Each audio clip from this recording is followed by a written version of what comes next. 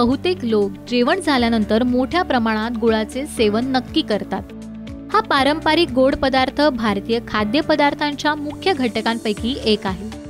आयुर्वेदिक औषधांमध्ये आणि विविध खाद्यपदार्थांमध्ये गुळाचा मोठ्या प्रमाणावर वापर केला जातो.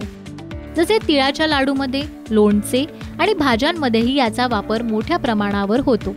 किंबहुना साखरेला पर्याय म्हणून गुळाचाही मोठ्या प्रमाणावर वापर केला जातो. याचा उपयोग चूर्ण स्वरूपात किंवा घन स्वरूपात केला जातो. गूळ उद्योग हा सर्वात जुना भारतीय उद्योग आहे आणि हा व्यवसाय सुरू करून तुम्ही देखील एक यशस्वी उद्योजक बनू शकता. हा व्हिडिओ तुम्हाला गुळाची पावडर तयार करण्यासाठी आवश्यक असलेली सर्व माहिती देईल. क्षेत्र. गूळ पावडर बनवण्याच्या व्यवसायासाठी तुम्हाला अंदाजे 4.5 बिघा क्षेत्र आवश्यक आहे. कच्चा माल. गूळ पावडर उत्पादनाचा व्यवसाय सुरू करण्यासाठी लागणारा कच्चा माल म्हणजे ऊस आणि साफसफाईसाठी भेंडीचे द्रावण. प्रक्रिया. गूळ पावडर उत्पादन व्यवसायाला कच्चा माल म्हणून ऊसाची गरज असते.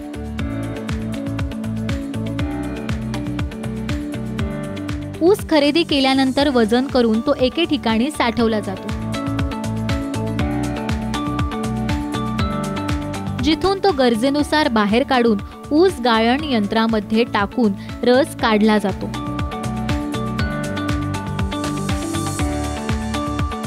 हा ऊसाचा रस साठवण टाकीत साठवला जातो.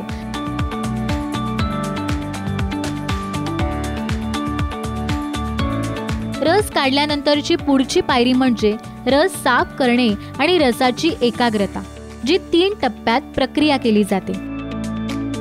ऊसाचा रस पाईपमधून काहिलीमध्ये पाठवला जातो, जेथे पुढील प्रक्रियेसाठी टप्प्याटप्प्याने सर्व 3 काहिलीमध्ये पोहोचवतो. रस तिन्ही काहिलीमध्ये गरम केला जातो. पहिल्या काहिलीमधून रस गरम करत असताना मोठ्या झाराचा वापर करून कामगारांमार्फत मळी काढून टाकली जाते.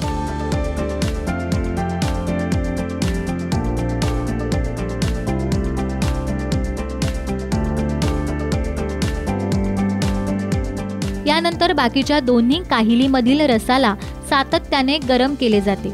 ही तापवण्याची प्रक्रिया तोपर्यंत दिली जाते जोपर्यंत रसाचा घट्टपणा गूळ बनवण्या इतपत होईल.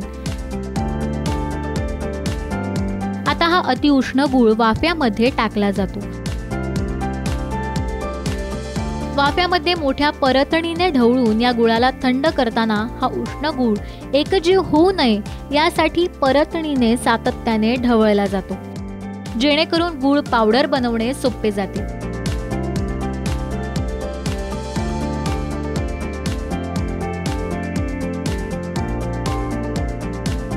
या प्रक्रियेमुळे दाणेदार गूळ तयार होतो.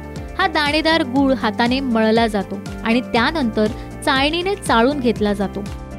आता तयार झालेले उत्पादन म्हणजेच गूळ पावडर तुम्ही त्याला 400 ग्रॅम ते 1 किलोग्रॅमच्या पॅकिंगमध्ये पॅक करू शकता. तसेच 10 किलोग्रॅम ते 25 किलोग्रॅम पर्यंत मोठ्या प्रमाणात सुद्धा पॅक करून बाजारात विक्री करण्यासाठी पाठवू शकता. यंत्रे आणि उपकरणे. हा व्यवसाय सुरू करण्यासाठी लागणारी यंत्रे आणि उपकरणे म्हणजेच 3 काहिली, ऊस गाळण यंत्र, सामान्य स्वयंपाकघरातील साधने, चाळणी, पॅकेजिंग यंत्र आणि इतर पूरक यंत्रे आणि उपकरणे. या व्हिडिओमध्ये दर्शवलेल्या प्रकल्पाची क्षमता दररोज अंदाजे 1.5 टन ऊस इतकी आहे. गुंतवणूक आणि नफा. गूळ पावडर उत्पादन व्यवसाय सुरू करण्यासाठी तुम्हाला एकूण 15 लाख रुपयांची एकूण गुंतवणूक आवश्यक असेल. नफ्याबद्दल बोलायचे झाल्यास तुम्ही तुमचे उत्पादन किरकोळ प्रमाणात सुमारे 80 रुपये प्रति किलो आणि घाऊक प्रमाणात सुमारे 59 रुपये प्रति किलो विकू शकता. त्यानुसार तुम्ही 10% एकूण नफा मिळवू शकता. लक्षात ठेवा, हे सर्व आकडे तुमच्या व्यवसायाच्या दैनंदिन उत्पादन क्षमतेवर अवलंबून आहेत. विद्युत पुरवठा. हा व्यवसाय सुरू करण्यासाठी तुम्हाला अंदाजे 2 ते 3 किलोवॅट 3 पेच विद्युत जोडणीची आवश्यकता असेल. मनुष्यबळ. मनुष्यबळाबद्दल बोलायचे झाल्यास या व्यवसायासाठी तुम्हाला 14 ते 15 कामगार लागतील, ज्यामध्ये 2 कुशल, 8 अकुशल, 1 पर्यवेक्षक, 2 मदतनीस, 1 लेखापाल आणि 1 तांत्रिक मनुष्यबळाची गरज लागेल. परवाने. गूळ पावडर उत्पादन व्यवसाय सुरू करण्यासाठी तुम्हाला GST, अग्निसुरक्षा आणि प्रदूषण नियंत्रण मंडळाकडून ना हरकत प्रमाणपत्र, FSSAI, ट्रेडमार्क यासारख्या परवान्यांची आवश्यकता असेल.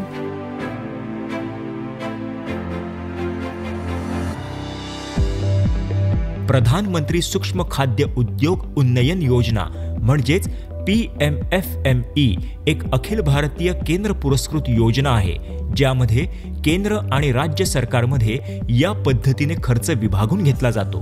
ही योजना 2020-21 ते 2024-25 या 5 वर्षांच्या कालावधीसाठी लागू असेल. या योजनेद्वारे 2 लाख सूक्ष्म अन्न प्रक्रिया युनिट्सना थेट मदत, आर्थिक, तांत्रिक, विपणन आणि ब्रँडिंगसाठी अर्थसहाय्य मिळेल. वैयक्तिक उद्योग 35% दराने बँक कर्जाशी निगडीत भांडवल अर्थसहाय्य घेऊ शकतात. कमाल अनुदान 10 लाखांपर्यंत असू शकते. लाभार्थ्याने किमान 10% योगदान देणे आवश्यक आहे. शेतकरी उत्पादक संस्था, FPOs, स्वयंसहाय्यता समूह, SHGS आणि उत्पादक सहकारी संस्थांसारख्या समूह उपक्रमांना भांडवली गुंतवणुकीसाठी 35% क्रेडिट लिंक अनुदानाचा लाभ देखील मिळतो. स्वयंसहाय्यता समूहांना अर्थात SHG यांना बीज भांडवल 40,000 रुपये प्रति सदस्य SHG फेडरेशन स्तरावर मिळू शकेल. योजनेअंतर्गत सामायिक पायाभूत सुविधा, प्रयोगशाळा, उष्मायन केंद्र, गोदाम, शीतगृह इत्यादी सारख्या सामान्य सेवांसाठी 35% बँक कर्जाशी निगडीत अनुदानाची तरतूद आहे. अन्न प्रक्रिया उद्योग मंत्रालयाद्वारे राबवण्यात येणाऱ्या PMFME योजना तसंच ऑपरेशन ग्रीन्स इत्यादी योजनांची तपशीलवार माहिती मंत्रालयाच्या वेबसाईट www.mofpi.nic.in वर उपलब्ध आहे. PMFME तसंच ऑपरेशन ग्रीन्स योजनांच्या माहितीसाठी तुम्ही 0130-228-1089 या क्रमांकावर संपर्क साधू शकता. निफ्टेम वेबसाईटच्या PMFME लिंकवर फूड प्रोसेसिंगवरील उद्योग माहिती आणि व्हिडिओ उपलब्ध आहेत.